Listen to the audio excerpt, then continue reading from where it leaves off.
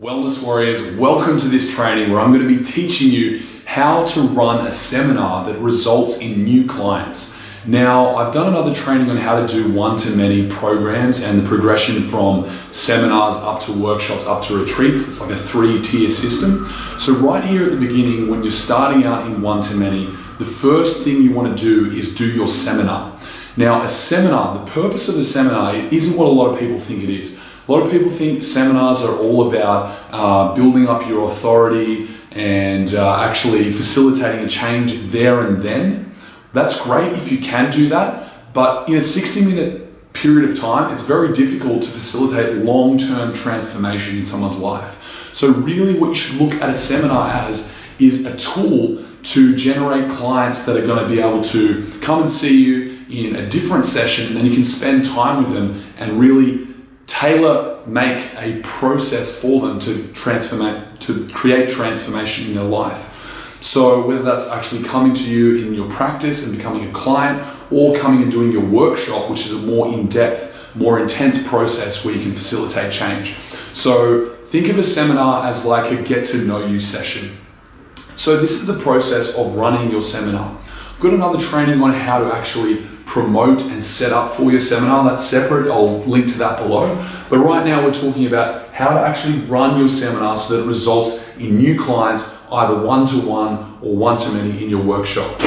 So over here we have the CAPE system, C-A-P-E. Now this acronym stands for Capture, Ask, Prescribe, and Empower. This is the flow of how your seminar should go if you want it to be successful.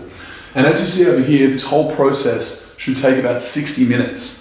Anything longer than that and people are going to start to doze off and lose interest. Anything shorter than that, you're not going to be able to get your full message across. So 60 minutes is around about the right time that you want to be looking at. So here's step one, capture. This is all about capturing people's attention. So when they come into the room and everyone's seated and you're ready to go, you start by asking a rhetorical question or telling a story or doing some kind of physical demonstration that gets everyone's attention. And if you've ever done any public speaking training like Toastmasters, for example, you can do something very physical. Like you can start skipping with a skipping rope, or you can pick up a beach ball and start bouncing it up and down, or you can start drawing a big picture on a flip chart. Anything that's going to capture everyone's attention instantly, get their curiosity piqued, get them ready for whatever it is you're going to say. So let's say, for example, you are a nutritionist and the whole purpose of the seminar is to teach people how they can take control of their nutrition, how they can take control of their eating plan. So you might start off with something like a rhetorical question. Has anyone in here ever sat down and eaten an entire bucket of ice cream to themselves? And you're going to get some engagement there. And people are going to start telling their stories. They're going to start talking about emotional eating. You bounce from person to person. And you do that for just a minute or two. And you capture the attention. And once you've captured the attention, you then state the whole purpose of the seminar. And an example for a nutritionist might be something like, okay, we've all been in a place where we feel completely crap and rubbish. And the only thing we knew to do was to reach out for that bucket of ice cream and just start eating away. And before long, we developed this habit where every time we were feeling overwhelmed by life, we'd reach out to food as our comfort. So that whole process there is just capturing. And it doesn't matter if you're a nutritionist, let's say you're a naturopath, you talk about, hey, has anyone ever been sick? And then because someone told them somewhere or they read in a book somewhere they should eat lots of ginger and garlic, they went out and did that, and pretty soon they're feeling better. And again, you're leading with a question, you tell a story. This is all about capturing, and this is where you bring the energy and you really engage the room and you amp things up so that people are feeling engaged and then they're ready and they're open to whatever it is you have to say. Another example might be if you're a meditation or a yoga teacher, you might talk about the fact that you might ask the question, has anyone ever just felt completely hypnotized, like they're just so fixated on something that they completely ignore everything else around them? And then you leave some silence, and then you're able to continue the ball rolling by saying, well, that was you being in a state of mindfulness. That was you being in a state of total focus. And then you would lead into whatever the topic is that you're about to talk about. So that's number one, capture. It's going to be different for everyone, for all the different kinds of seminars that you're going to be running. This is going to be different, but the core principle is capture. Number 2 is you ask. This is where you start to dig into people's problems. So if this is the what, where you're stating the intention for the whole seminar, this is the why.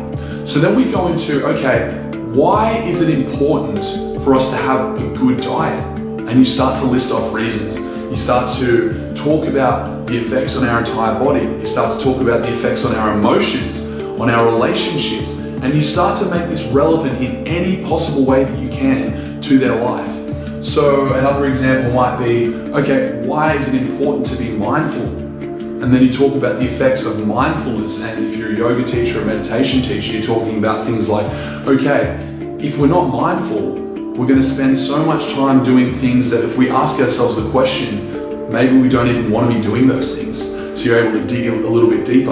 And then if you're in the area of psychology or relationships, you might start to ask questions like, what is it costing us to have these limiting beliefs? Or what is it costing us to be in these damaging relationships that are just taking up so much of our time and energy? What is it actually costing us? What could we be doing better instead of going through all of this rubbish? What would our life look like if we're able to clear that? So that's all the ask stage.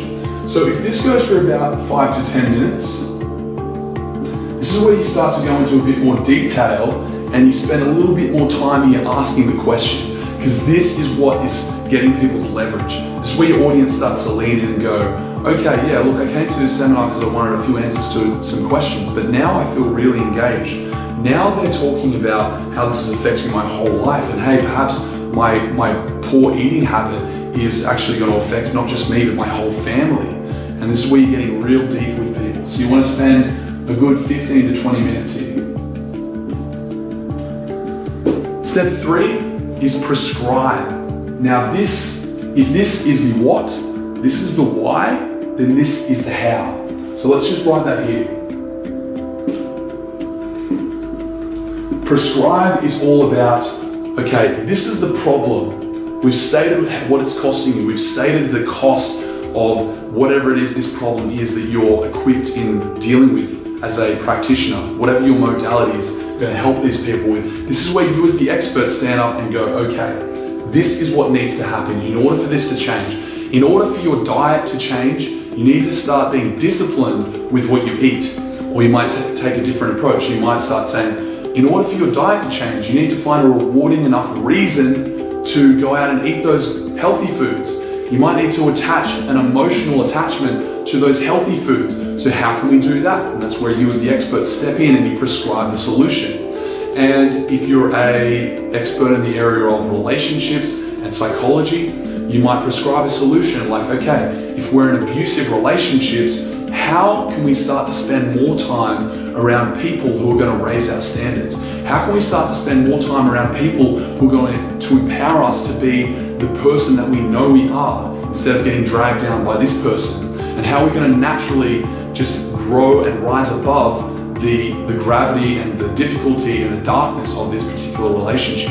If you're a mindfulness and yoga teacher, how can we spend more time? How can we carve time out of our day to make time for stillness, meditation, and mindfulness? And you prescribe that. And this process should take you about 20 minutes. And you want to go into some detail here. However, of course, in 20 minutes, you're not going to be able to cover absolutely everything, are you? You're going to be able to give them a good idea of what they should be doing, but really to change someone's entire life, someone's built up this pattern in their life and they've taken years to get to this issue, to develop this problem to where it's become such a big deal in their life. 20 minutes isn't going to justify, 20 minutes is going to make a transformation on the level that they need. So this is where you pause, okay? So far in, you're about 50 minutes in to the whole seminar. 45 to 50 minutes. This is where you break. And as you break, you have tea and coffee available. And people can then filter to the back of the room and get some tea and coffee. And at the back of the room, you invite them to come and find out about how they can actually start taking action in these areas. This is not at the end of the seminar. A lot of old school seminars were run where you do all of this and then you have this section, the break, at the very end, where people can sign up for your course or they can sign up to see you on a one-on-one consultation. You want to do this before the empower stage.